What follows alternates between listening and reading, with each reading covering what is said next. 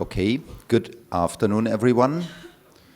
My name is Hermann Gens, and I will present to you the first lecture on the Odyssey today. I believe there will be a second part next week, but delivered by somebody else.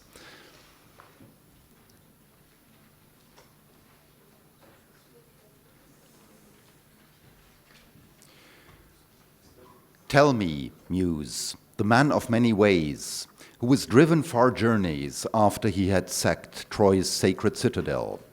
Many were there whose cities he saw, whose minds he learned of. Many the pains he suffered in his spirit on the wide sea, struggling for his own life and the homecoming of his companions. Even so he could not save his companions, hard though he strove to. They were destroyed by their own wild recklessness, fools who devoured the oxen of Helios, the sun god, and he took away the day of their homecoming. From some point here, goddess, daughter of Zeus, speak and begin our story. These sentences mark the beginning of the Odyssey, one of the greatest epics ever to be composed in ancient Greece, and possibly in the entire world. In these few introductory lines, the main topics are already pointed out. The main character of the story is mentioned, Odysseus. He is one of the heroes of the Trojan War.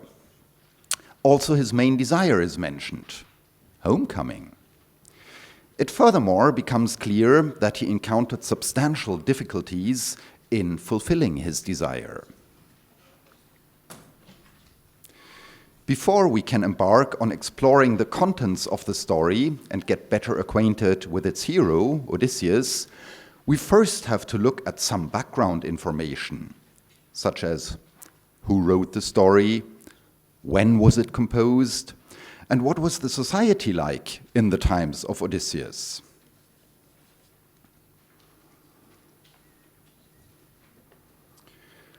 The Odyssey was written by the poet Homer in the late 8th century BC. Surprisingly, very little is known about Homer.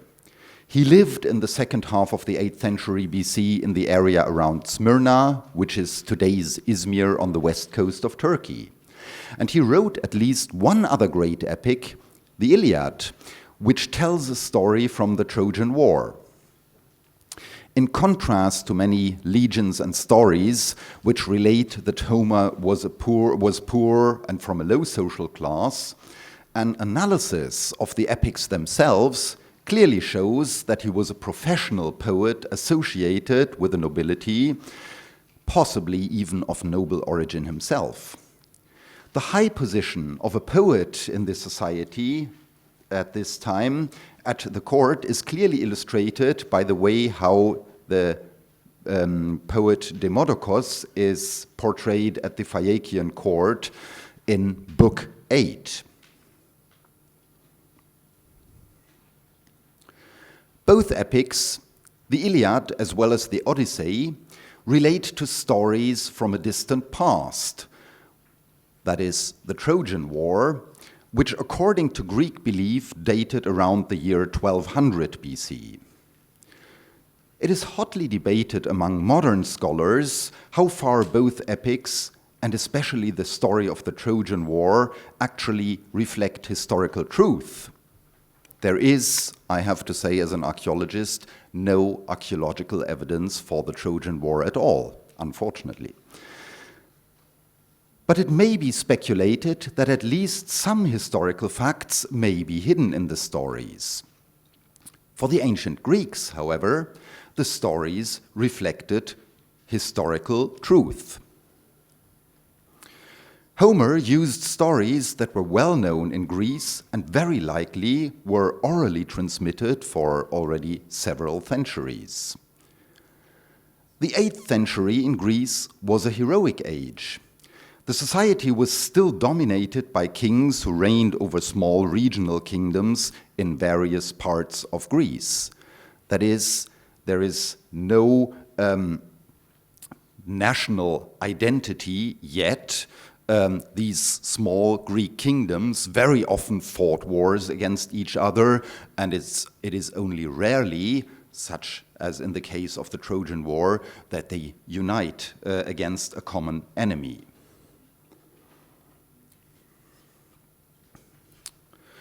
Writing had only recently been introduced to Greece from the Near East, in fact, from this area, from Phoenicia.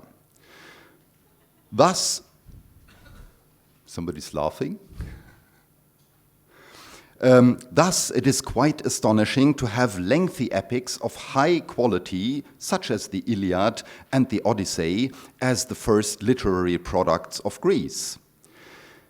In fact, one of the earliest inscriptions attested in the archaeological record in Greek from the very end of the 8th century BC contains a reference to Homer's Iliad. That is what we see here on the slide. It's a drinking vessel with an incised inscription in ancient Greek, and it refers to a drinking vessel that was owned by King Nestor of Pylos, again, one of the heroes of the Trojan War. Literacy thus started in Greece with a big bang. Epics themselves have a longer history in Greece. An epic is a heroic story mixing real, that is, historical elements, and fictional elements, for instance, the appearance of gods and monsters in the story. Poets and bards sang these epics at the courts of kings and nobles, certainly for entertainment, but more importantly, to transmit values of the society to the audience. These epics were transmitted orally for a very long time. Thus, the contents of the stories were known by most people. Homer, therefore, did not need to tell the whole story of the Trojan War and the homecoming of the heroes, but could focus on the most dramatic aspects. For the sake of clarity, first the correct chronological order of the events will be summed up.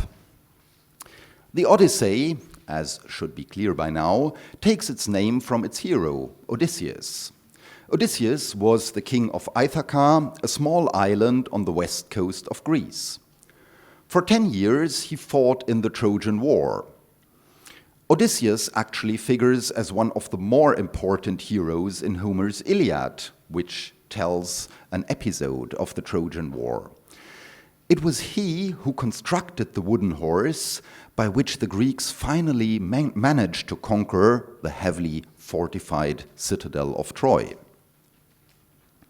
The Odyssey, the book we are reading now, starts after the conquest of Troy. Excuse me. The Odyssey starts after the conquest of Troy. It tells the story of Odysseus' homecoming.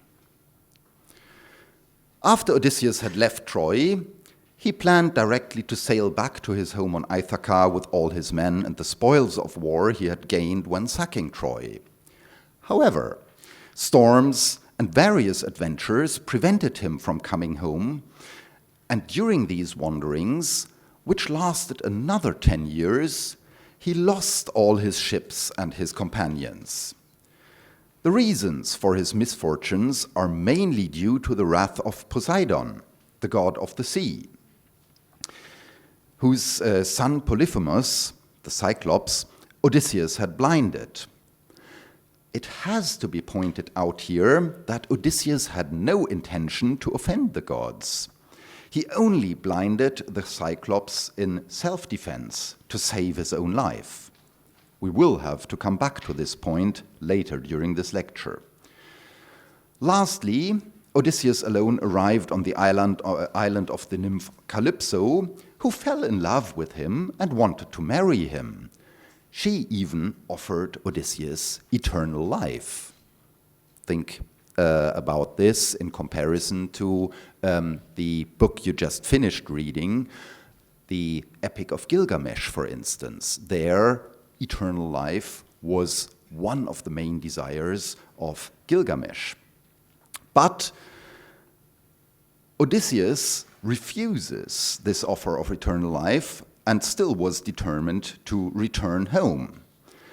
At last he built a raft on which he managed to reach the island of Scheria, where the Phaeacians lived. He received a courteous welcome there, and after having spent some time as the guest of King Alkinoos, he was brought back by the Phaeacians to his own island of Ithaca. As Odysseus, upon his return, had no idea what was going on in his own home, remember, he had been away for 20 years by now, on the advice of the goddess Athena, he disguised himself as a beggar to find out about the situation on Ithaca. He first stayed with Eumaeus, the swineherd, who informed him about the general situation. Odysseus kept his disguise and only briefly lifted it when he met his own son Telemachus. Telemachus brought Odysseus to the palace, where again he went in the disguise of a beggar. There he finds out how the suitors, young noblemen from Ithaca, abuse the concept of hospitality. They overstay their welcome in the palace and humiliate other guests, including Odysseus, for instance. When his wife Penelope interviews him, Odysseus tells her a false story of his fate. The story comes to its climax when Penelope proposes a contest for the suitors, in which they are to string Odysseus' bow and shoot an arrow through the shaft holes of 12 axes. She then will marry the winner of the contest. Not surprisingly, none of the suitors can even string the bow, and in the end, only Odysseus, still in disguise, is able to fulfill the task. Finally, Odysseus reveals himself, and together with his son Telemachus and the help of Athena, kills all the suitors.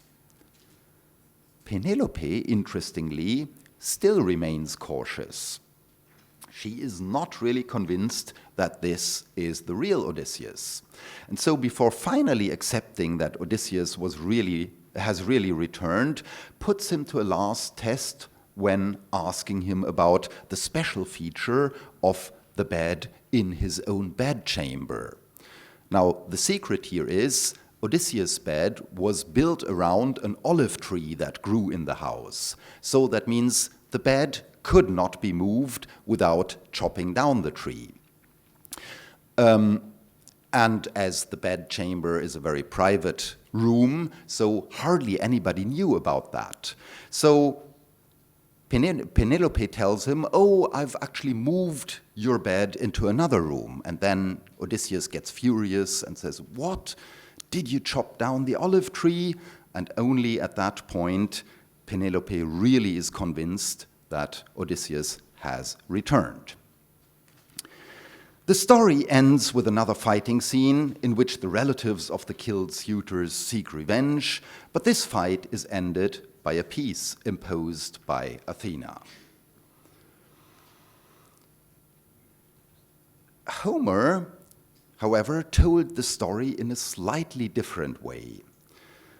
As I've already noticed, the contents of the story of Odysseus were already well known in Homer's time. Therefore, the poet does not need to tell the events in the correct order. He only focused on the most decisive points of the story.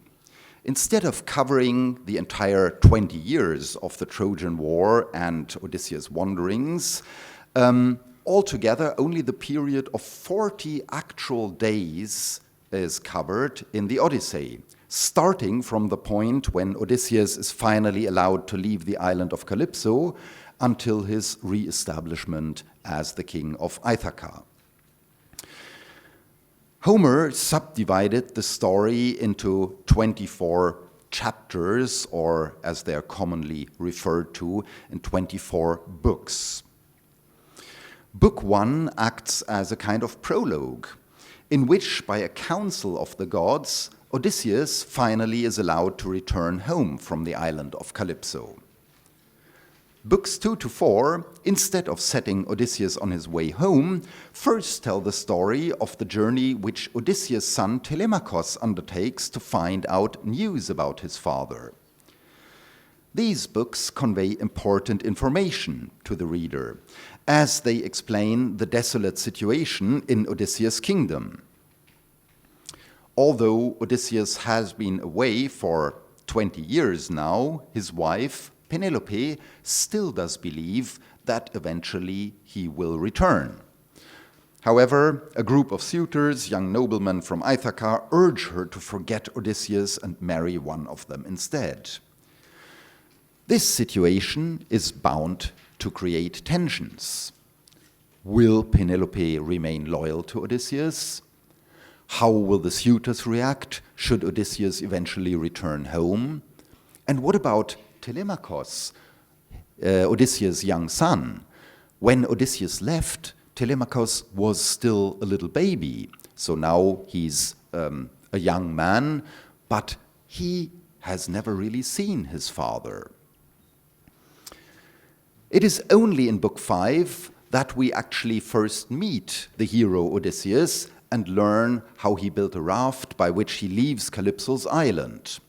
On his way home to Ithaca, he is shipwrecked once again due to Poseidon's wrath and barely manages to reach the island of Scheria, the island of the Phaeacians, alive. In books 6 to 12, Odysseus' stay on the island of Scheria is described. And in books 9 to 12, he actually tells the story of his wanderings and adventures to the Phaeacians. This order of events is quite important for Homer's version of the story. When we first met Odysseus on Calypso's island, he was a broken man, weeping out of desperation.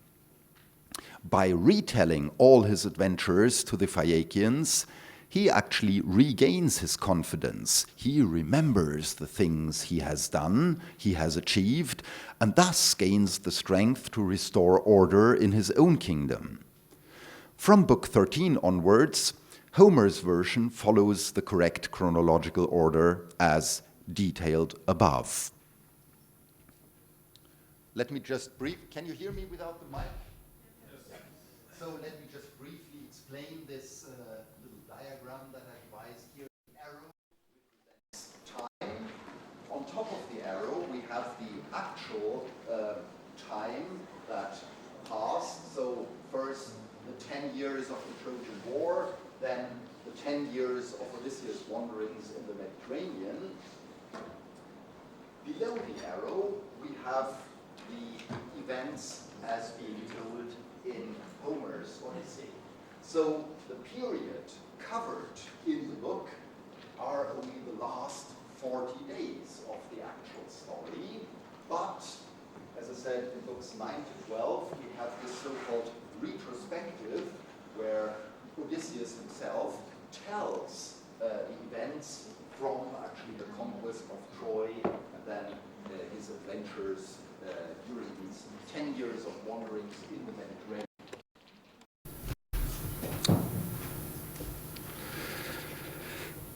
This arrangement of the story actually reflects the succeeding stages of Odysseus' homecoming. Books 5 to 12 tell about Odysseus' wanderings in the Mediterranean. From book 13 to 16, Odysseus is on his own island of Ithaca, but still outside the palace. In book 17, he enters the palace, and books 17 to 22 then describe the events that happen inside the palace. And it is only in book 23 that Odysseus finally reaches the innermost part of the palace, that is his own bedchamber.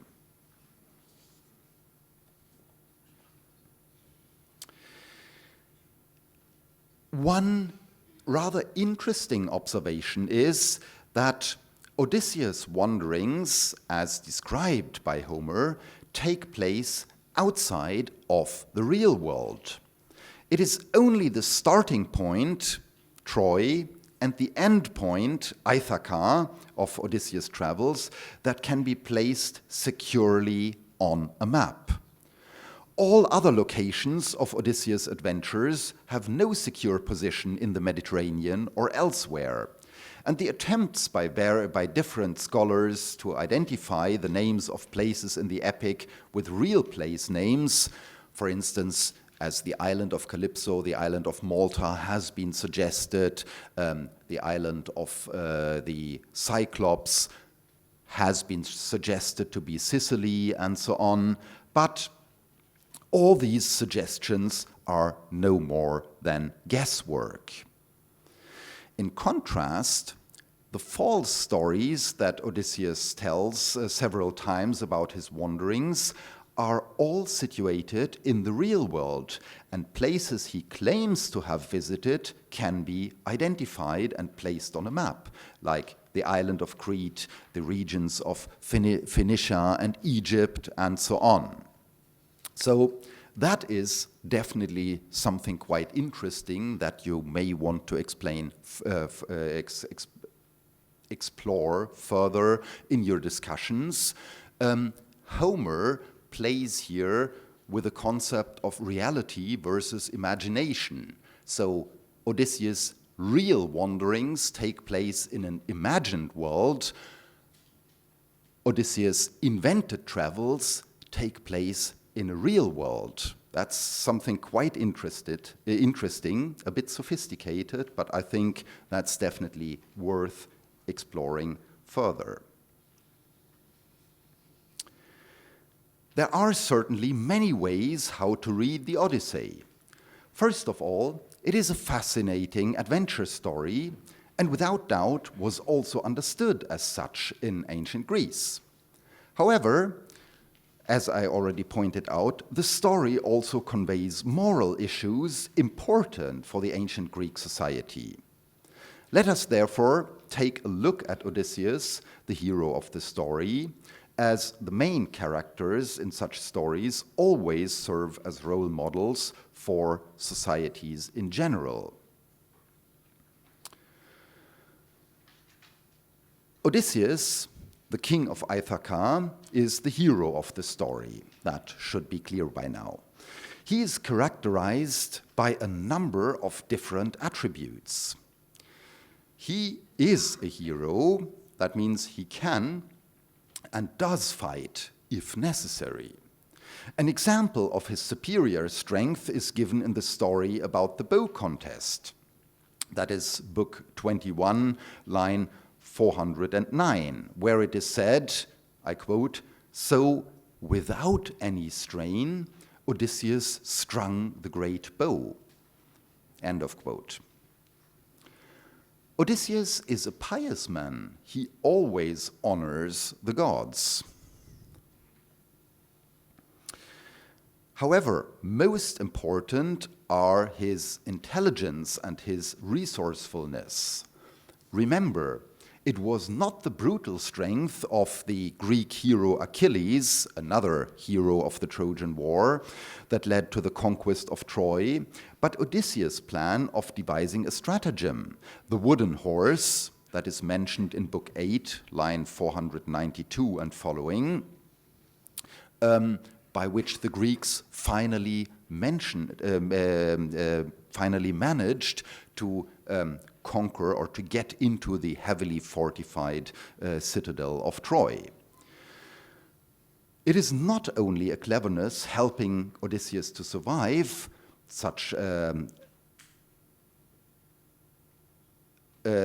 in the case of the escape from the cave of the Cyclops, but it is a genuine curiosity.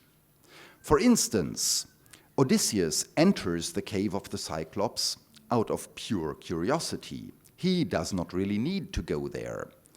This is detailed in Book 9, line 172 and following, where Odysseus says to his companions, I quote, while I go and find out about these people and learn what they are, whether they are savage and violent and without justice, or hospitable to strangers and with minds that are godly."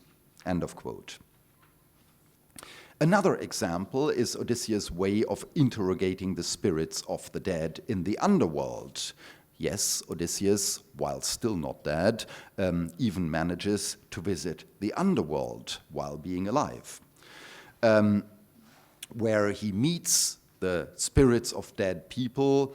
And in book 11, line 228, Odysseus says about this event, I quote, "I then thought about a way to question them," that is, the spirits of the dead. Again, he does not do this he does do this just to gain knowledge, to satisfy his curiosity, but not for any personal advantages. Odysseus is able to endure suffering to achieve his goals. It is basically the longing for his home and his family that let him endure all his misfortunes. So, most important is his determination. He uses all his resources to achieve one goal: coming home to his wife and his son. Compared to the motivation of Gilgamesh, this seems a somewhat unheroic goal.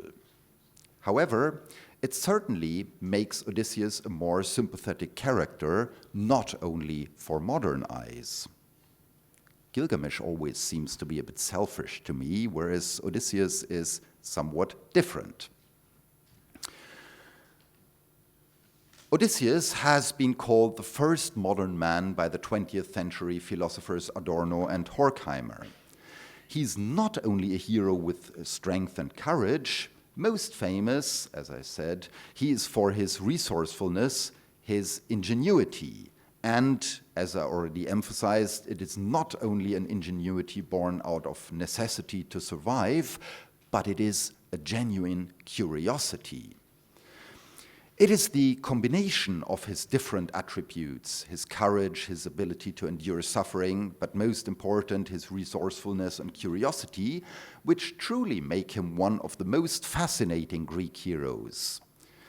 It is especially the latter attributes that actually pave the way to the so-called Greek Enlightenment during the 5th century BC, when philosophers and historians show the same kind of curiosity. You will be reading later on some of these books, the historian Thucydides, the philosophers Plato and Aristotle, and they actually pursue these kind of questions that are first raised here by Odysseus. Further moral issues concern a number of different points. Proper behavior in general, for instance. Interestingly, Homer is somewhat ambiguous when it comes to the question of fate versus free will. So the question is, are the actions of humans determined by the gods? Do the gods decide what the humans will do, or is it the humans themselves with free will that can decide what to do? Several passages seem to indicate that the fate for humans was set by the gods. That is, for instance, clear from Book 1, lines 16 to 17, where it is said, I quote, "But when in the circling of the years, that very year came in which the gods had spun for him his time of homecoming." End of quote. It seems obvious from this passage that Odysseus was fated to wander around for 10 years after the Trojan War. He could do nothing to change that. On the other hand, there are passages in the Odyssey which indicate that the gods often revise their decisions according to the behavior of humans. So man is at least partly responsible for his fate. Recklessness and wrongdoing will lead to punishment by the gods, or, in the case of the suitors, by Odysseus himself. This is made clear from a number of passages. I will just give you two here, again from Book 1, lines 6 to 9, where it is said, I quote, "Even so he could not save his companions, hard though he strove to, they were destroyed by their own wild recklessness. Fools who devoured the oxen of Helios, the sun god, and he took away the day of their homecoming." So the key words here are, they were destroyed by their own wild recklessness. It is nothing that the gods had decided beforehand. It is only because of the action of Odysseus' companions that the gods decided to end their life. Another passage, again from Book 1, lines 32 and following. There we get to this issue through Zeus, the supreme god of the Greek pantheon himself, where he addresses the other gods in the assembly to decide about Odysseus' fate with the following words, I quote, "Oh, for shame, how the mortals put the blame upon us gods, for they say evils come from us, but it is they, rather, who by their own recklessness win sorrow beyond what is given." End of quote. So again, here we have who by their own recklessness win sorrow beyond what is given. So clearly that again speaks for this idea that it is the humans through their actions who influence the decisions of the gods.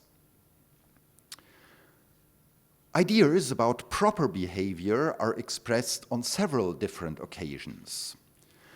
A very important part is the proper treatment of foreigners and guests. Why is that? Because at that time, people didn't have news, didn't have radio, television, Twitter, or whatsoever, so guests and foreigners brought news.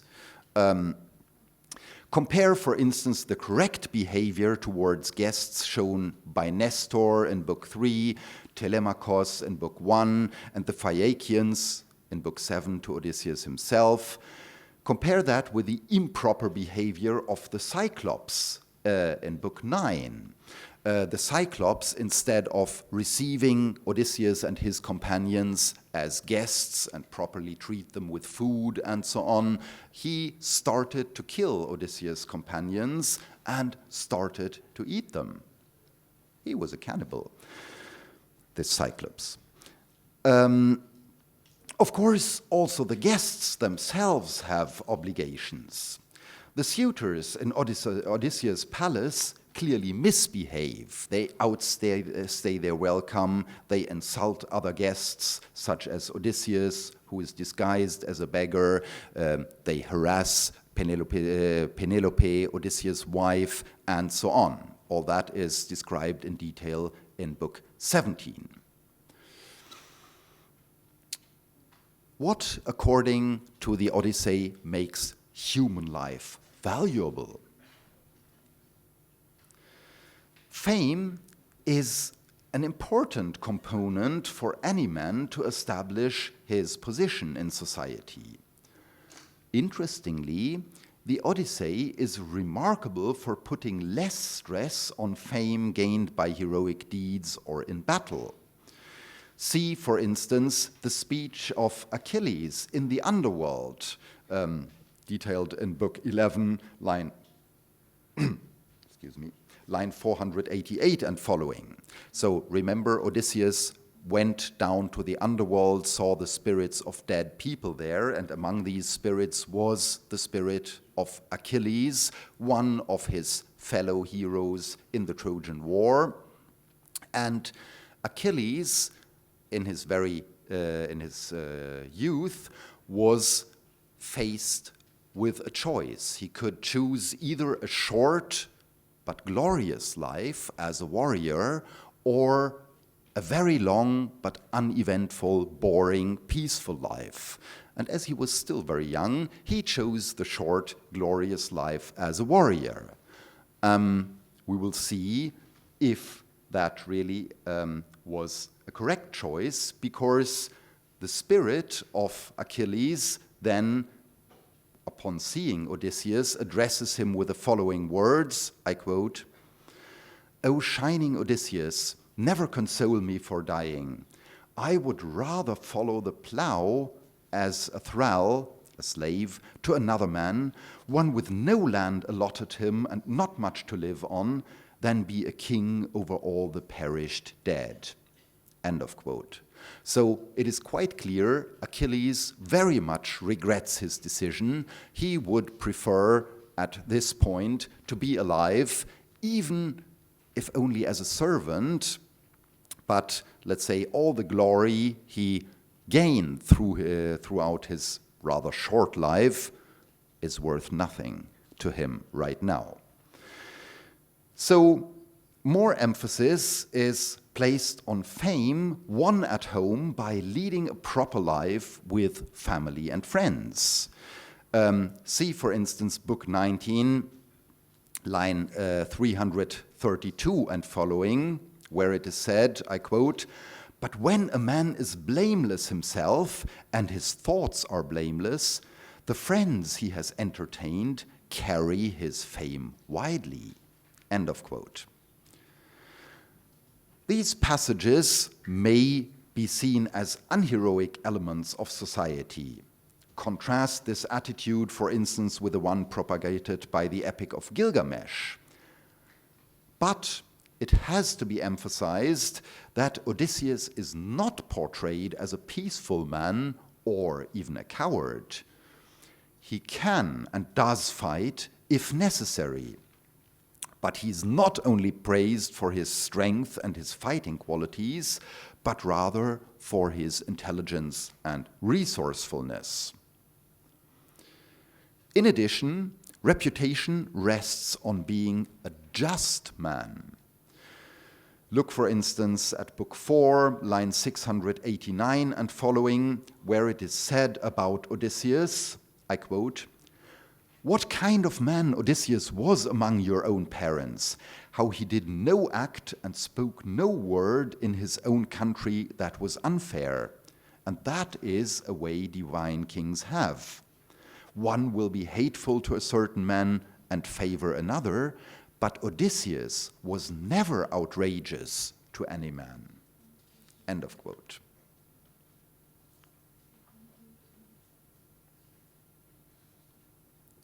What about attitudes towards the truth?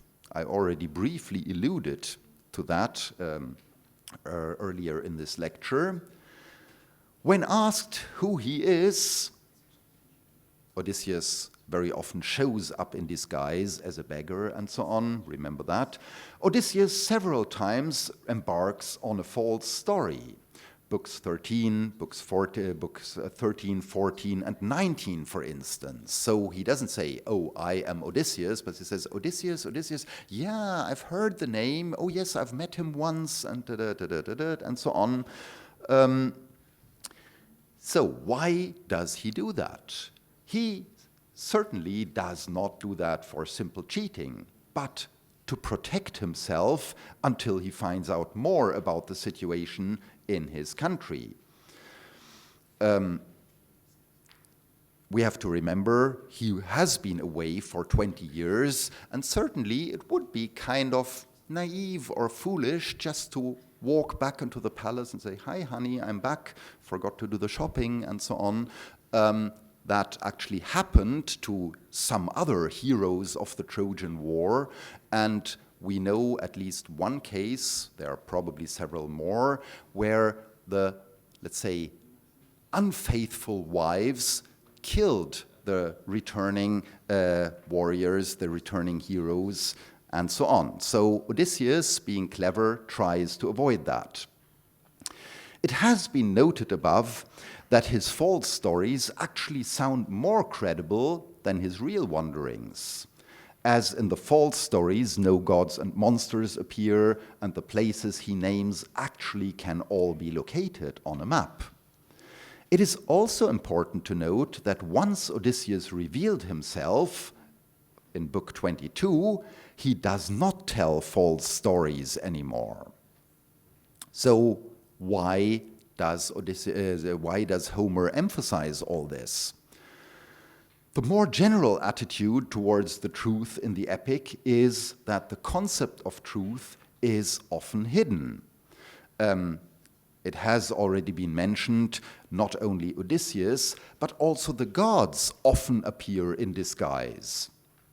The moral of the epic in this case certainly is that one should not accept things as they appear to be on first sight, but to seek for a hidden truth. Lying is not condemned in the epic if it serves a specific purpose.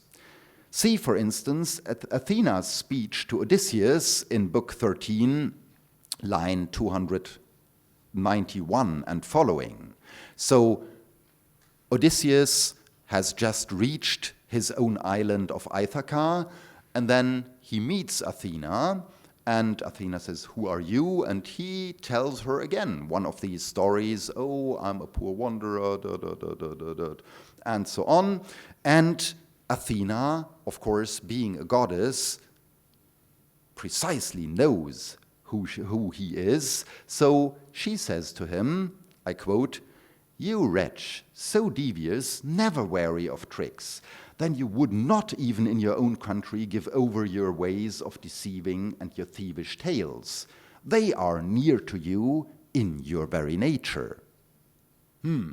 That sounds a bit like criticism, right? But Athena continues, "But come, let us talk no more of this, for you and I both know sharp practice. Since you are by far the best of all mortal men for counsel and stories, and I, among all the divinities, am famous for wit and sharpness." End of quote. So the astonishing thing here is that Athena, a goddess, compares herself to Odysseus, a mortal man. She actually says, hey, we are both extremely clever and can, let's say, see the truth behind things, behind deceptions, and so on. That, of course, brings us to the question of how are the relations between man and gods in the epic. The ancient Greeks believed in many gods. Besides the main 12 so-called Olympian gods, there was a multitude of minor gods and goddesses, for instance, the nymph Calypso, who appears in the epic. This situation, of course, is bound to create problems, as the gods do not always agree with each other. In the Trojan War, interestingly, they even openly fight with each other, as some gods support the Trojan side, whereas others favor the Greeks. The gods in the Odyssey are all described with human characteristics. They quarrel, they're greedy, and sometimes even unjust. Poseidon's hatred towards Odysseus clearly is a case of unjust behavior. Poseidon's wrath is purely based on personal motives, as Odysseus blinded his son, the Cyclops. It is not a case of punishing Odysseus for unjust or immoral behavior. Remember, Odysseus only blinded the Cyclops in self-defense. It was the Cyclops who attacked him and who clearly did not play according to the rules. So, not all of the gods are thus portrayed as higher moral authorities in this epic. Only Zeus, the supreme god, the father of the gods, clearly stands out as representing the principle of justice. So, in general, the only aspects that distinguish all the gods from humans are their superhuman powers and the fact that gods are immortal. The gods do not only watch humans from far away, but they actively engage themselves in human affairs, sometimes in a negative way, for instance, Poseidon shattering Odysseus' raft in Book 5, or in a positive way, Athena advising and protecting Odysseus, even making plans together with him in Book 13. The gods are seen as part of human life, and they are portrayed by humans according to their own human image. Nevertheless, it is made explicitly clear that the gods need to be honored. They are maybe not, let's say, a source of moral inspiration, but they still hold power over the humans. Odysseus is described as a pious man by Zeus himself, as evidenced in Book 1, line 65 and following, where Zeus addresses the assembly of the gods in the following ways, in the following words: "How could I forget Odysseus, the godlike, he who is beyond all other men in mind, and who beyond others has given sacrifice to the gods who hold wide heaven?" End of quote.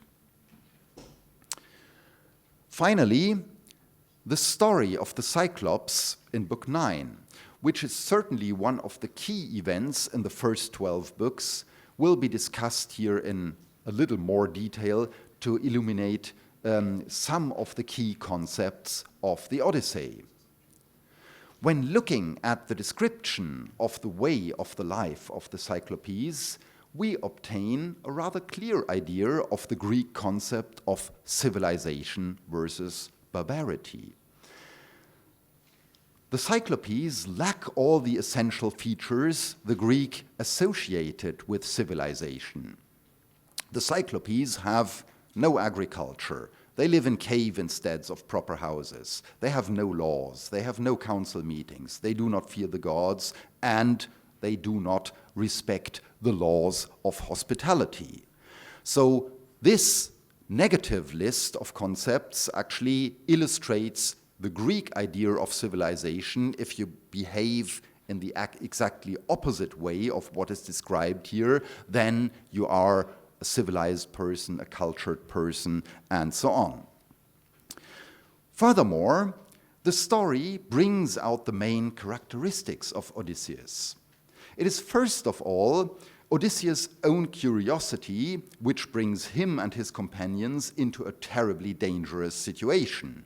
They go into the empty cave of the Cyclops. The Cyclops then returns, closes the cave entrance with a huge rock which humans cannot move, and then instead of receiving Odysseus and his companions as guests, starts to kill them and eat them.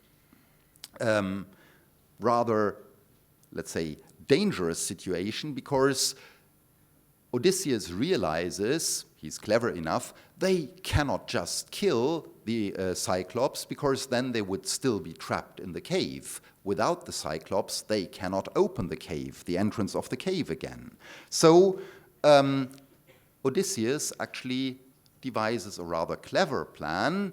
He luckily has brought some wine with him, makes the Cyclops drunk. Once the Cyclops falls asleep, they take a huge wooden pole and ram it into the one eye of the Cyclops.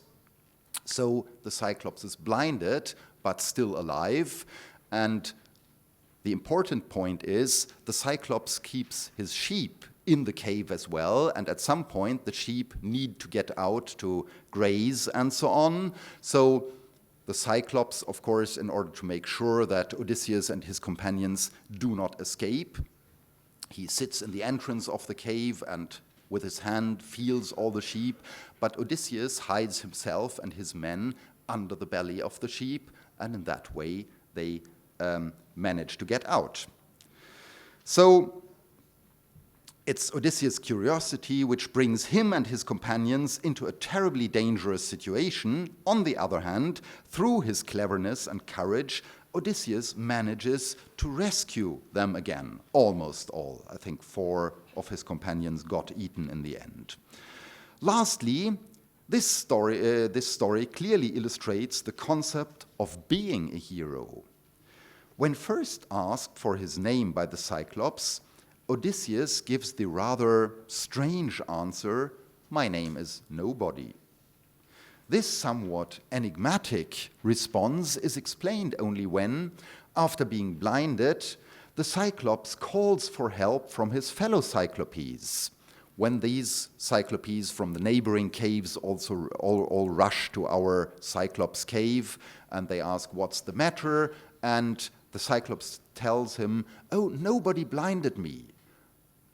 The Cyclopes says, "Oh, maybe it was just a nightmare," and they just go back to their own caves. While this clever trick saved Odysseus and his companions from the other Cyclopes, it unfortunately is at odds with the concept of heroism.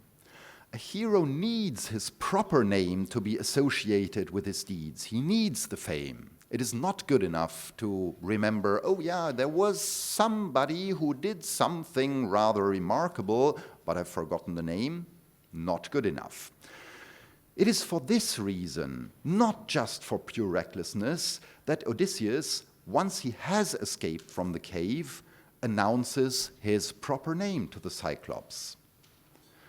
The tragic irony of this act is that the Cyclops now has the personal data of his adversary and asks his father Poseidon to punish Odysseus.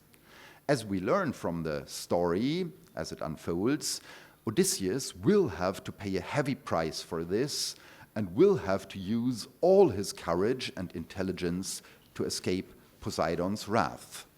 But that is something you will hear more details about in the next lecture. Thank you.